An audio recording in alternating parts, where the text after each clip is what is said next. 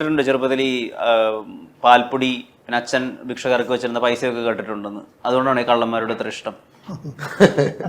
എല്ലാവരിലും ഒരു കള്ളനുണ്ടെന്നാണല്ലോ. ഞാനും ഒരു തരക്കേടില്ലാത്ത കള്ളനാണെന്നാണ്. പിന്നെ ഒരാളുകളുടെ മിടുക്ക് അത് എത്രമാത്രം കവർ ചെയ്ത് വെക്കാൻ പറ്റും എന്നുള്ളതാണ്. ഞാൻ ഇതുവരെ പിടിക്കപ്പെടാത്ത ഒരു നല്ല കള്ളനാണ് ഞാൻ. അതുകൊണ്ട് വർഗസ്നേഹമാണ് കള്ളന്മാരോട്. കള്ളന്മാരോടുള്ളത് എനിക്ക് ഉള്ളത് ഒരു കൗതുകമാണ്. ഞാനെപ്പോഴും ചില തിരക്കഥയും ഒക്കെ ആയിട്ട് ചില സംവിധായകർ വരും, ഒരു പ്രൊഡ്യൂസറെയും സംഘടിപ്പിച്ചിട്ടുണ്ടാവും. അപ്പോൾ ചിലപ്പോൾ ഈ പ്രൊഡ്യൂസർ പറഞ്ഞിട്ടുണ്ടോ ലാൽ ജോസിനോട് ഒന്ന് പറഞ്ഞിട്ട് അയാൾക്ക് ഇഷ്ടമാവുകയാണെങ്കിൽ ചെയ്യാം എന്നൊക്കെ പറഞ്ഞിട്ടുണ്ടാവും. അപ്പോൾ അത് നമ്മുടെ തലയിലൊരു ബാധ്യതയായിട്ട് വരും. ഈ കഥ ഭയങ്കര കുഴപ്പമായിരിക്കും.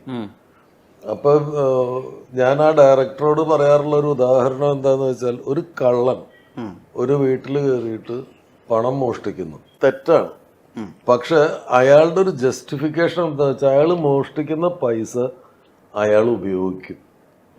അയാളുടെ ഭാര്യയ്ക്ക് സാരി മേടിക്കാൻ, മക്കൾക്ക് ഭക്ഷണം മേടിക്കാൻ, അല്ലെങ്കിൽ അയാളൊരു സ്കൂട്ടർ മേടിക്കാനൊക്കെ അയാൾ ആ പൈസ ഉപയോഗിക്കുക. അപ്പൊ അത് ജസ്റ്റിഫൈഡ് ആവുന്നത് അവിടെയാണ്. നീ ഇപ്പൊ ചെയ്യാൻ പോണത് ഒരാള് ജീവിതകാലം മുഴുവൻ സമ്പാദിച്ച പൈസ മേടിച്ചു കൊണ്ടുപോയിട്ട് നീ അത് ഉപയോഗിക്കാതെ കൊണ്ടുപോയി കടലിൽ കൊണ്ടുപോയിട്ട് ഇങ്ങനെ കലക്കാൻ പോവാണ്. അയാൾക്ക് ഒരു ഗുണമില്ല, നിനക്കൊരു കരിയറിനൊരു ഗുണം ഉണ്ടാവില്ല. അങ്ങനെ പറയാറുണ്ട്. അപ്പം കള്ളന്മാരോട് തോന്നിയിട്ടുള്ള കൗതുകത്തിൽ നിന്ന് തന്നെയാണ് അതൊക്കെ അവരെ ചെറുതായിട്ടൊന്ന് ജസ്റ്റിഫൈ ചെയ്യാനൊക്കെ തോന്നുന്നത്. അതുകൊണ്ടായിരിക്കും. എൻ്റെ കുട്ടിക്കാലത്ത് ഞാൻ ഒറ്റപ്പാലത്ത് കള്ളന്മാരെന്ന് വിളിക്കപ്പെടുന്ന ആളുകളെ കണ്ടിട്ടുണ്ട്. ഇപ്പം ഒറ്റപ്പാലത്ത് ഉണ്ടായിരുന്നൊരു കള്ളനായിരുന്നു ചാട്ടവാർ ചാമി. ചാട്ടവാർ ചാമി ഒറ്റപ്പാലത്ത് എന്ത് മോഷണം നടന്നാലും ചാട്ടവാർ ചാമീനെ പിടിച്ചുകൊണ്ട് പോയി ഇടിക്കും. ചാട്ടവാർ ചാമി അപ്പൊ തന്നെ കുറ്റം സമ്മതിക്കും. അപ്പൊ ചാട്ടവാർ ചാമി അങ്ങനെ ഒരു 40-45 വയസ്സായപ്പോ ഇടികൊണ്ട് ചത്തുപോയി, മരിച്ചുപോയി. അപ്പൊ അങ്ങനെ മരിച്ചു കഴിഞ്ഞപ്പോ വീണ്ടും ഒറ്റപ്പാലത്ത് മോഷണങ്ങൾ നടന്നു. അപ്പൊ ചാമി ഏൽക്കാൻ ചാമിയില്ല. അങ്ങനെ പോലീസുകാർ ഇങ്ങനെ ചുറ്റും നോക്കിയപ്പോൾ ചാട്ടാർ ചാമിയുടെ മകൻ ഉണ്ണി പാവം വിറകൊക്കെ വെട്ടി അവിടെ ജീവിക്കുന്നുണ്ട്. അപ്പോൾ ഉണ്ണിയെ നോക്കിയപ്പോൾ പോലീസുകാരുടെ തലയുടെ മീതെ ഒരു ബൾബ് കത്തി. അങ്ങനെ അവനെ പിടിച്ചുകൊണ്ടുപോയി. അങ്ങനെ ഉണ്ണി കള്ളനായി. ഉണ്ണിയെ നാട്ടുകാർ ചാട്ടവാർ ഉണ്ണി എന്ന് വിളിച്ചു. അപ്പൊ ഉണ്ണി നമ്മുടെ വീട്ടിലൊക്കെ വിറക് വെട്ടാനൊക്കെ വരും. അപ്പൊ ആകെ അപ്പൻ നമ്മ അടുത്ത് വിളിച്ചു പറയും, ആ ഉണ്ണി വിറക് വെട്ടാൻ വരുന്നുണ്ട്, ആ പുറത്തുള്ള പാത്രങ്ങളൊക്കെ എടുത്ത് അകത്തേക്ക് വെച്ചോളാൻ പറയും. അത്രേ ഉള്ളൂ പ്രിക്കോഷൻ. അപ്പൊ അത്തരം ആൾക്കാരെ നമ്മൾ കണ്ടിട്ടുണ്ട്. മീശമാധവന്റെ പ്രചോദനം ശരിക്ക് ചാട്ടവാർ ഉണ്ണിയാണ്. ചാട്ടവാർ ഉണ്ണിയിൽ നിന്നാണ് മീശമാധവൻ അതൊക്കെ നമ്മുടെ കുട്ടിക്കാലത്ത് നമ്മൾ കേട്ടിട്ടുള്ള ഡയലോഗാണ്. പിന്നെ ചാട്ടവാർ ഉണ്ണിയുടെ ബോഡി ലാംഗ്വേജ് ആണ് ദിലീപ് അതിൽ ഉപയോഗിച്ചത്. ഈ തോർത്ത് പിഴിഞ്ഞ മാതിരിയൊക്കെ ഇങ്ങനെ നിൽക്കും. ഈ ഒടുവിൽ ഉണ്ണികൃഷ്ണൻ ആധാരം തിരിച്ചു കൊടുക്കാൻ അമ്പലച്ചേട്ടൻ്റെ അവിടെ പോയിട്ട് തിരിച്ചു വരുന്നത് വെയിറ്റ് ചെയ്ത് നിൽക്കുന്ന ഒരു നിപ്പുണ്ടല്ലോ, അത് ഉണ്ണിയുടെ നിപ്പാണ്. അങ്ങനെ കള്ളന്മാരെ ഒരുപാട് ഒബ്സർവ് ചെയ്തിട്ടുണ്ട്. നമ്മൾ കണ്ടിട്ടുണ്ട് അവരെ. അപ്പൊ അതുകൊണ്ട് കള്ളന്മാരോടൊരു ഇഷ്ടമുണ്ട്. ഈ സിനിമയും കോലാഹലവും ഒരു കള്ളന്റെ കഥ തന്നെയാണ്. അതും എൻ്റെ നാട്ടിലെ ഒരു വരുന്ന ഒരു കള്ളന്റെ കഥയാണ്. അപ്പൊ നാച്ചുറലി ചിലപ്പോൾ അതായിരിക്കാം ഇതിനോടുള്ളൊരു ഹൃദയബന്ധം. ഈ സിനിമയോട് തോന്നിയ ഒരു ഹാർട്ട് കണക്ഷൻ എന്ന് പറയുന്നത് അതായിരിക്കാം. ഈ ഒറ്റപ്പാലത്തെ ഈ ദേശത്തിന്റെ ഈ ഊടും പാവും കൃത്യമായിട്ട് അറിയുന്ന ഒരു സംവിധായകൻ ഇത് മിസ്സാക്കി പോയല്ലോ, അങ്ങനെ തോന്നിയോ കണ്ടു കഴിഞ്ഞപ്പോൾ? അല്ല, അതാണ് ആദ്യം തോന്നിയ ഒരു നിരാശ. അതാണ് നമ്മള് ഒറ്റപ്പാലത്തിന്റെ കഥകളൊന്നും ഇനി പറയാൻ ബാക്കിയില്ല എന്ന് വിചാരിച്ചത്.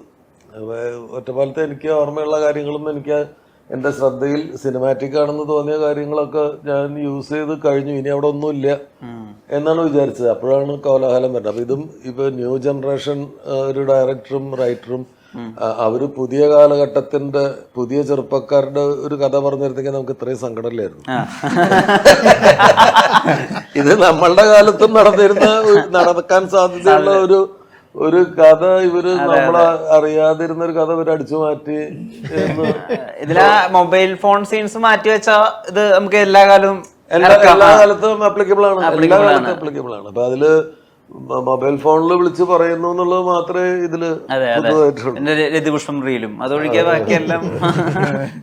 ഈ സിനിമയുടെ അകത്ത് ഭയങ്കര ഈ ശുദ്ധഹാസ്യം എന്നൊക്കെ പറയുന്ന പോലത്തെ അങ്ങനത്തെ കുറെ എലമെന്റ്സും കൂടി ഉണ്ട്. അതായത് ഇപ്പൊ ഈ ബ്രസീൽ ഫാൻസ് എന്നൊക്കെ എഴുതിയ സ്പെല്ലിംഗ് FANCE ആണ്, FANS കൂടിയല്ല. അപ്പം അത്രയും മണ്ടന്മാരാണ് അവർ, അതായത് ആത്മാർത്ഥമായിട്ട് അവർ മണ്ടന്മാരാണെന്ന് കാണിക്കുന്ന ഒരുപാട് ഏരിയ ഉണ്ട് അതിനകത്ത്. അപ്പോൾ ഇപ്പോൾ ഈ എന്താ പറയുക രതിപുഷ്പത്തിന്റെ പേരിലുള്ള ചർച്ചകളൊക്കെ ശരി, അത് എല്ലാ കാലത്തും ഇങ്ങനത്തെ ഹ്യൂമർ വർക്കാവും, ആ കോൺഫിഡൻസ് ഉണ്ടായിരുന്നു എഴുതുന്ന ഘട്ടത്തിൽ തന്നെ? ഈ റീൽസിന്റെ കുറച്ച് സംഗതികളൊക്കെ വന്നല്ലോ, അതൊക്കെ മേ ബി ചിലപ്പോൾ ഈ ഒരു കാലഘട്ടത്തിലായിരിക്കാം വർക്ക് ആവുക. ഇനി കുറെ മാങ്ങ കേൾക്കുന്ന പോലീസുകാരനൊക്കെ, മാങ്ങ കേൾക്കുന്ന പോലീസുകാരനൊക്കെ ഞങ്ങളിത് എഴുതുന്ന സമയത്ത് അത് ഭയങ്കര റെലവെന്റ് ആയിട്ടുള്ള ഒരു വിഷയമായിരുന്നു. അതുകൊണ്ടാണ് അത് ചേർത്തത്. പക്ഷേ ഈ കാലഘട്ടം മാറുന്ന അനുസരിച്ചിട്ട് പിന്നെ സാറിന്റെ ഒക്കെ പടത്തിലൊക്കെ സാധനം മീശമ നേരത്തെ റഷീദ് പറഞ്ഞ മാതിരി അതൊക്കെ എല്ലാ കാലത്തും ഏത് സ്ഥലത്തിട്ടാലും ഫ്രഷാണ്. പക്ഷേ ഈ പറഞ്ഞ പോലെ കുറച്ച് ടെക്നോളജി ആയിട്ട് ചേർന്ന് നിൽക്കുന്ന റീൽസ് പോലത്തെ സാധനങ്ങളൊക്കെ ഇനി കുറെ കാലം കഴിഞ്ഞ് കാണുമ്പോൾ എത്രത്തോളം വർക്കാവുള്ളെന്ന് ഉണ്ട്. പക്ഷെ ഇപ്പൊ ആൾക്കാർ എൻജോയ് ചെയ്യുന്നുണ്ട്, ഇപ്പൊ ആൾക്കാർക്ക് ഇഷ്ടപ്പെടുന്നുണ്ട്. അല്ല, ഇത് ഒരു വേറൊരു ധർമ്മം കൂടി ഇത്തരം സീനുകൾ നിർവഹിക്കുന്നുണ്ട്. ഇപ്പോൾ ഞാൻ ക്ലാസ്മേറ്റ്സ് ചെയ്യുമ്പോൾ 90s ക്യാമ്പസാണ്. അപ്പോൾ 90s ഡ്രസ്സിങ് പാറ്റേൺ കിട്ടാൻ വേണ്ടിയിട്ട് നമ്മൾ ആ കാലത്ത് ഇറങ്ങിയ സിനിമകളാണ് കാണുക. അപ്പൊ ഞാൻ ആ കാലത്ത് കോളേജിൽ പോയ ഒരാളാണെങ്കിൽ എനിക്ക് ഓർമ്മയില്ല, അത്ര ഓർമ്മയില്ല പെൺകുട്ടികളുടെ ഒക്കെ ഡ്രസ്സ് എങ്ങനെയായിരുന്നു എന്നൊന്നും ഓർമ്മയില്ല. അപ്പൊ ആ കാലത്ത് ഇറങ്ങിയ സിനിമകളാണ് നമ്മൾ ആ കാലഘട്ടത്തിന്റെ റെഫറൻസ് ആയിട്ട് വെക്കുക. അപ്പോൾ ഈ കാലഘട്ടത്തിന്റെ ഒരു റെഫറൻസ് പിൽക്കാലത്ത് കുറെ വർഷങ്ങൾക്ക് ശേഷം വരുമ്പോ കോലാഹലം എടുത്ത് കണ്ടാൽ അറിയാൻ ഇവിടെ റീൽസ് ഉണ്ടായിരുന്നു. ഞാൻ സീരിയസ് ആയിട്ട് പറഞ്ഞു, റെഫറൻസ് മെറ്റീരിയലാണ് സിനിമ. ശരിക്ക് റെഫറൻസ് മെറ്റീരിയലും കൂടിയാണ്. ആ ഒരു കാലഘട്ടത്തിനെ അഡ്രസ്സ് ചെയ്യല്ല, ഒരു കാലഘട്ടത്തില് ഒരു സ്ഥലത്തിന്റെ ആ ജോഗ്രഫി, ആ സ്ഥലം എങ്ങനെയുണ്ട്. ഇപ്പൊ മറൈൻ ഡ്രൈവ് കൂടെ സത്യം മാഷ അനുഭവങ്ങൾ പാളിച്ചകളിലെ മറ്റൊരു ഷോട്ടുണ്ട്, നടന്നു വരുന്ന ഒരു ഷോട്ടുണ്ട്. ആ മറൈൻ ഡ്രൈവ്, അതായത് 72-ൽ ഈ മറൈൻ ഡ്രൈവ് എങ്ങനെയാ ഉണ്ടായിരുന്നു എന്നുള്ളത് കാണാൻ നമ്മൾ ആ സിനിമ ആണ് റെഫറൻസ് പോയിന്റ്. അപ്പൊ അതുപോലെ ഇതൊരു റെഫറൻസ് പോയിന്റ് ആയിട്ട് പിൽക്കാലത്ത് വരും. ടെക്നീഷ്യൻ എന്നുള്ള രീതിയിൽ എനിക്ക് വല്ലാത്തൊരു ആരാധന തോന്നിയൊരു മൊമെന്റ് ഉണ്ട്. ഇപ്പൊ ഈ ക്ലാസ്മേറ്റ്സിന്റെ കാര്യം പറഞ്ഞപ്പോൾ ചോദിക്കുക, അതിനകത്ത് നരയനെ കൊല്ലുന്ന ഒരു സീക്വൻസ് ഉണ്ടല്ലോ, അവിടെ ആ സീൻ നരയന്റെ മുഖമില്ല, ശരീരത്തിലെ രൂപമാതൃക മാത്രമേ ഉള്ളൂ, അത് നരയനല്ല. അങ്ങനെ ഒരാളെ കണ്ടുപിടിച്ചിട്ട് അവിടെ ഷൂട്ട് ചെയ്യിക്കായിരുന്നില്ലേ? അത്രയധികം ശ്രമം ഉണ്ടാക്കുന്ന ഒരു ടെക്നീഷ്യൻ, എങ്ങനെയാണ് അതിനുള്ളൊരു ഐഡിയ വന്നത്? ശരിക്കും അത് അധ്വാനമുള്ള ഒരു ഏരിയ അല്ലേ?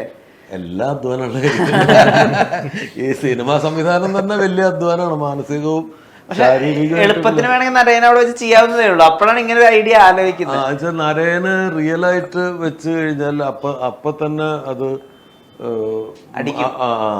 അടിക്കുക. എന്നാൽ നരയന്റെ ഫ്രെയിമുള്ള ഹെയർ സ്റ്റൈലുള്ള ഒരാളാണ്, അയാളുടെ ഷാഡോ ആണ് കാണിക്കുന്നത്, സിലൗട്ടിലാണ് അയാളെ നമ്മൾ കാണിക്കുന്നത്. അപ്പൊ നരയനാവാമല്ല അല്ലാതിരിക്കാം എന്നുള്ളൊരു ആ ഒരു കൺഫ്യൂഷൻ അവിടെ ഉണ്ടായില്ലെങ്കിൽ ചിലപ്പോ അപ്പൊ തന്നെ സിനിമ പൊളിഞ്ഞു പോകും, സസ്പെൻസ് പൊളിഞ്ഞു പോകും. അതുകൊണ്ടാണ് വേറെ ആളെ വെച്ചിട്ട് ആ പോർഷൻ ചെയ്തത്.